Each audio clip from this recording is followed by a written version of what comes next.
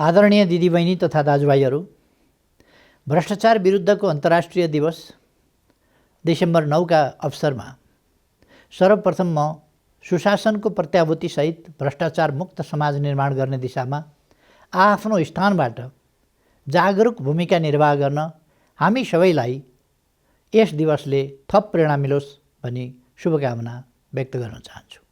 भ्रष्टाचारलाई विश्वव्यापी रूपमा दण्डनीय अपराध बनाउने मूल उद्देश्यका साथ सन् 2003 मा पारित महासन्धिको नेपाल फरवरी 2011 देखि नै पक्ष राष्ट्र बनिसकेको छ। भ्रष्टाचारका विरुद्धमा विश्वव्यापी जनचेतना अभिवृद्धि गर्न हरेक वर्ष आजको दिनलाई भ्रष्टाचार विरुद्धको अन्तर्राष्ट्रिय दिवसका रूपमा मनाउने गरिएको छ। हामीले हरेक वर्ष विशेष कार्यक्रम गरी यो दिवस मनाउने गरेकोमा यस वर्ष कोभिड-19 को महामारीका कारण भर्चुअल माध्यमबाट यहाँहरू समक्ष उपस्थित हुनु परेको छ। महासन्धिको पक्षीय राष्ट्र बनेपछि यसको कार्यान्वयन गर्न राष्ट्रिय रणनीति तथा कार्ययोजना बनाई कार्यान्वयनमा ल्याइएको छ। सोही कार्ययोजना कार्यान्वयनको दोस्रो आवधिक समकक्षी पुनरावलोकनको लागि संयुक्त राष्ट्रसङ्घको सम्बद्ध निकायमा प्रतिवेदन पेश भइसकेको छ। भ्रष्टाचार आर्थिक अपराध मात्र होइन, यसले सामाजिक मूल्य मान्यताहरू उप सिधा प्रहार गर्दछ, प्रजातान्त्रिक संस्थाहरूलाई ध्वस्त पार्दछ, राजनीतिक स्थायित्व हुन दिँदैन, विकासको गतिलाई अवरोध गर्छ र अन्ततोगत्वा राजनीतिक प्रणालीमा नै प्रहार गर्दछ। यति मात्र होइन, पछिल्ला दिनहरूमा भ्रष्टाचारजन्य सम्पत्ति विदेशमा पुर्याउने, त्यसलाई अपराधजन्य कार्यहरूमा लगानी गर्ने र अन्तर्राष्ट्रिय शान्ति र सुव्यवस्था उप नै आक्रमण गर्ने जोखिम समेत देखिएको छ।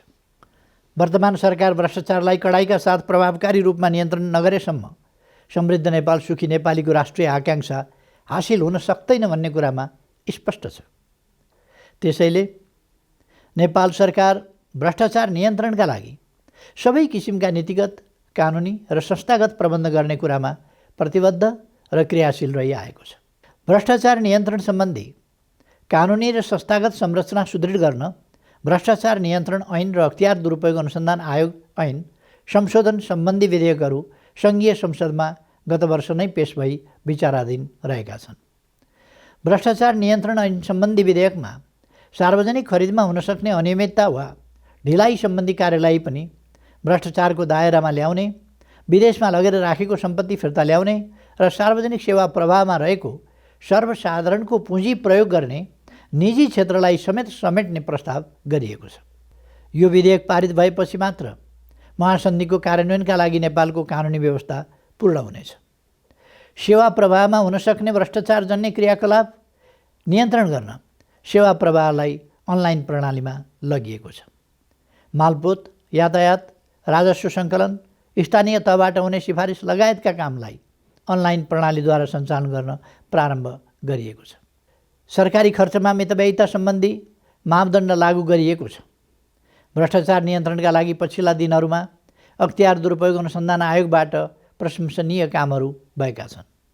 आयोगले गत वर्ष आफ्नो इतिहासमै सबैभन्दा बढी भ्रष्टाचारका केसहरूमा मुद्दा दायर गरेको छ। सङ्घीयताको कार्यान्वयनसँगै प्रदेश र स्थानीय तह सेवा प्रवाहका महत्त्वपूर्ण केन्द्र बनेका छन्। सार्वजनिक खर्चको ठुलो हिस्सा अब प्रदेश र स्थानीय तहबाट पनि हुन्छ। त्यसैले आयोगको भूमिका अझै थपिएको छ। यसै क्रममा आयोगले स्थानीय तहमा हुन सक्ने भ्रष्टाचार रोकथाम गर्न 61 बुँदे निर्देशिका जारी गरेको छ। भ्रष्टाचारमा सजाय गर्नुभन्दा स्रोतमै नियन्त्रण गर्नु बढी महत्त्वपूर्ण हुन्छ। त्यस दिशामा चालिएको यो महत्त्वपूर्ण कदम हो। नेपाल सरकारले आयोगको काममा कुनै पनि किसिमले हस्तक्षेप गरेको छैन र गर्दैन। आयोगलाई आवश्यक स्रोत र साधन उपलब्ध भएको नै छ। नेपाल सरकार आयोगको काममा प्रभावकारिता अभिवृद्धि गर्न आवश्यक सहयोग गर्न तत्पर छ।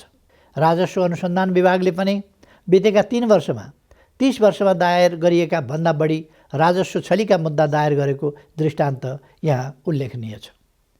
दिदीबहिनी तथा दाजुभाइहरू, मैले प्रधानमन्त्री भएदेखि नै म भ्रष्टाचार गर्दिनँ, भ्रष्टाचार गर्न पनि दिन्न भन्ने सङ्कल्पलाई दृढताका साथ लागू गरेको छु।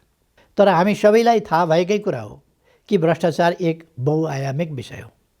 भ्रष्टाचार एकजना प्रधानमन्त्री, मन्त्री वा कुनै एउटा निकायको प्रयासले मात्रै नियन्त्रण गर्न सम्भव हुँदैन। भ्रष्टाचारलाई सामाजिक रूपमा नै निन्दा र भर्त्सना गर्नु जरुरी हुन्छ। वर्तमान अवस्थामा निजी क्षेत्रले पनि सार्वजनिक सेवा प्रवाहमा ठुलो हिस्सा ओगटेको छ। त्यसैले म यस अवसरमा भ्रष्टाचार नियन्त्रणमा निजी क्षेत्र, नागरिक समाज र आम जनसमुदायसँग समेत सहकार्यका निमित्त अपिल गर्दछु। नेपाल सरकार भ्रष्टाचारजन्य क्रियाकलाप नियन्त्रण गर्न नागरिक समाज र सञ्चार जगतबाट गरिने खबरदारीलाई सदैव स्वागत गर्दछ।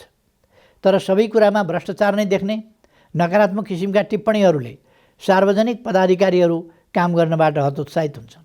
यस्ता कुरामा कसैले पनि राजनीतिक स्वार्थ सिद्ध गर्ने उद्देश्य राख्नु हुँदैन। नेपालले बितेका वर्षहरूमा सुशासन, कानुनी राज र व्यवसायजन्य वातावरणका सूचकाङ्कहरूमा उल्लेख्य सुधार गरेको छ। यी कुराहरूको प्रशंसा गर्दै थप सुधारका लागि रचनात्मक सहयोग हुनुको सट्टा नकारात्मक छवि मात्रै प्रस्तुत गर्ने केही संस्थाकै नाममा भएका राजनीतिक पूर्वाग्रहबाट प्रेरित प्रचारहरूबाट सरकार विचलित भने हुने छैन। आम दिदीबहिनी दाजुभाइहरूलाई पनि त्यसबाट भ्रमित र विचलित नहुन आह्वान गर्दछु। दिदीबहिनी तथा दाजुभाइहरू, हामी अहिले आधुनिक मानव इतिहासमै सबैभन्दा ठुलो स्वास्थ्य सङ्कटको रूपमा आएको कोभिड-19 को महामारीसँग लडिरहेका छौँ। अनुभव शून्यताको अवस्थाबाट यसको रोकथाम, नियन्त्रण र उपचारका काम सुरु गरेकोमा अहिले हामी यसलाई नियन्त्रणभन्दा बाहिर जान नदिने गरी आवश्यक सबै पूर्वाधार युक्त अवस्थामा आइपुगेका छौँ। यस्ता विपद वा सङ्कटको समयमा अनियमितता र भ्रष्टाचारको जोखिम पनि त्यत्तिकै हुन्छ भन्ने कुरामा मेरो नेतृत्वको सरकार सचेत छ। मैले पटक पटक यस काममा हुने कुनै पनि किसिमको अनियमितता र भ्रष्टाचार अक्षम्य हुने कुरा स्पष्ट गरेको छु। अन्त्यमा भ्रष्टाचार विरुद्धको यस अन्तर्राष्ट्रिय दिवसको उपलक्ष्यमा कोभिड-19 को महामारीबाट जोगिँदै सबैजना स्वस्थ रहौँ, भ्रष्टाचार विरुद्ध सदाचारको प्रवर्धन गर्न सकौँ। सबैलाई यही प्रेरणा मिलोस्। धन्यवाद।